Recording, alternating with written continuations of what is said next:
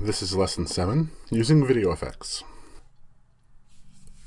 Video effects are special effects. They allow you to enhance your video. Some effects are created for an aesthetic change. Maybe you want to make your video look more like a cartoon.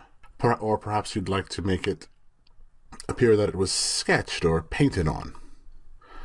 Some effects are more geared towards correcting a problem. Perhaps you need to adjust the tonality or the colors in your image. Whatever your goal, there's probably an effect to help you. In this lesson, I'm working with the Premiere Pro Project 0701. And again, you can find that on the disc included with the book. I've already gone ahead and am using the effects workspace. And what I'd like to do here is to add a black and white effect to the first clip on the timeline. I'm going to go to the effects panel and search for black and white. And I'm just going to drag it onto the first clip. So unlike transitions, which are added between clips, effects are added directly to clips on your timeline. You just drag and drop them on. Whenever a clip is highlighted, you'll be able to see its effects in the Effect Controls panel. Now, every visual clip has certain built-in effects, motion, opacity, time remapping, for example. And any effect that you've added from the effects panel will be below these in the Effect Controls panel.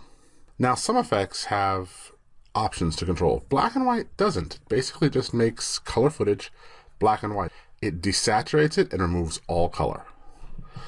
The problem is that maybe you need to do a little more than that. Maybe you want to adjust the tonality of these colors. So in effects, I'm going to add another one. I'm going to add one called curves. So when I type the word curve into the effects panel search field, I'm going to get two choices, Luma curve and RGB curves. Now this is a black and white image, so I'm going to use a Luma curve, which allows me to adjust the shadow and highlight areas of the image.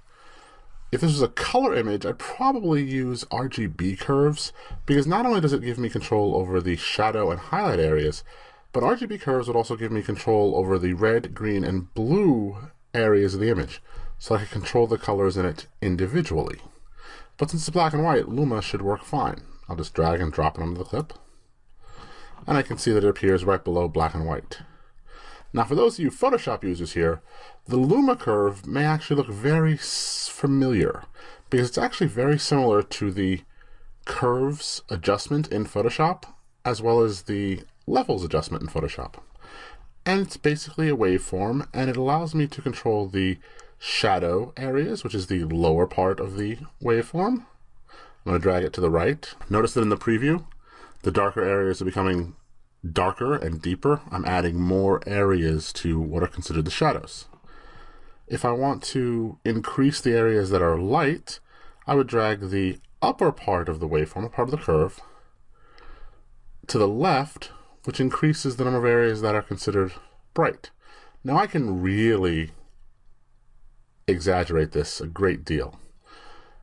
What it's basically doing is assigning more and more areas, more and more pixels, the individual parts of your image, to be light or dark. To increase the contrast, you create a steep curve, and you really can make a really steep curve, like so. And that'll create an image that is completely black or white, completely high contrast. There's a little reset button to the right of the effect.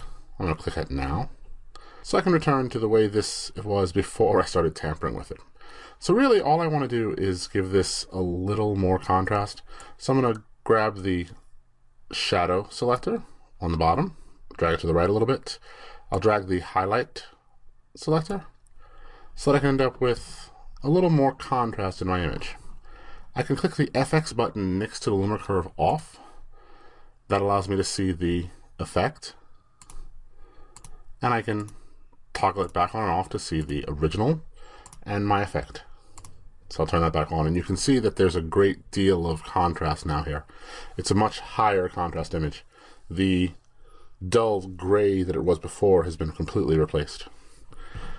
Now, dragging the lower part of the slider allows you to adjust the shadows. Higher part is the highlights. But if you want to adjust the overall brightness of the image, take the midtones of the image and make them brighter or darker. What you do is click in the middle of the waveform. If you drag it up, it brightens the overall image. If you drag it down, it darkens the overall image. Because what I'm doing is forcing the midtones more towards the shadows. And that's the result. You can play with this either to correct a tonal imbalance that may have occurred by applying the black and white effect. You can use this to correct tonal imbalance that may have occurred when you were shooting. Or you can use it just as a general effect. Now, the way this timeline was created, it's the same clip over time, and the first and second clips are just overlapping slightly. What I'd like to do is fade the top clip out so that the black and white effect will seem to fade into the color clip. So I'm looking for one more effect in my effects panel. And remember, the effects panel has both video effects and video transitions, as well as audio effects and audio transitions and some presets. What I'd like to add is a dissolve, specifically a cross dissolve, the default transition. I'm going to grab it, drag it, and drop it onto the end of the clip. Now it's really long, so I'm going to click on the cross dissolve and make it much shorter. Okay. And if you want, you can click on the cross dissolve and you can set the effect right here. What I want is actually to have the overlapping parts of the clip dissolving, and that's basically a 10 frame change. So now that's the effect. The black and white clip fades out, revealing the color clip behind it. And I just keep pressing the space bar to preview the timeline. Like so. So you can use effects either for aesthetic reasons or to correct a perceived imperfection. Effects are applied from the effects panel, and then once applied, clicking on the clip that they're applied to allows you to edit the effects in the effect controls panel. So in this video, you've learned how to search for effects in the effects panel, apply effects, and then edit them in the effect controls panel. Specifically, you've learned how to apply the black and white effect and the lunar curve effect. And then for good measure, we've added a cross dissolve so that we can take a clip with an effect and fade it into a non-altered clip to give the impression that the effects are transitioning.